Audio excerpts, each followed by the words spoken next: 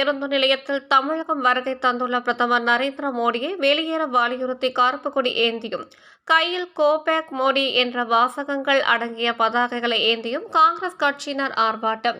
கோபிச்செட்டிப்பாளையம் பேருந்து நிலையத்தில் ஈரோடு வடக்கு மாவட்ட காங்கிரஸ் கமிட்டி சார்பில் மத்திய அரசை கண்டித்து ஆர்ப்பாட்டம் நடைபெற்றது. இந்த ஆர்ப்பாட்டத்தில் தமிழகம் வருகை தந்துள்ள பிரதமர் மோடியை வெளியேற வலியுறுத்தியும் தமிழக மீனவர்களுக்கு தொடர்ந்து இலங்கை கடற்படையினால் கைது செய்யப்பட்டு வருவதை கண்டித்தும் கருப்பு கொடி ஏந்தி ஆர்ப்பாட்டத்தில் ஈடுபட்டனர். மேலும் தமிழகம் வந்துள்ளது பாரத பிரதமர் நரேந்திர மோடி தமிழகத்தை விட்டு வெளியேற வலியுறுத்தி கோஷங்கள் எழுப்பியும் கோ பேக் மோடி என்ற வாசகங்கள் அடங்கிய பதாகைகளுடன் கையில் கருப்பு கொடி ஏந்தி சுமார் 50க்கும் மேற்பட்டோர் கோபி பேருந்து நிலையத்தில் கோஷங்களை எழுப்பி ஆர்ப்பாட்டத்தில் ஈடுபட்டனர். மோடி அரசுக்கு எச்சரிக்கை.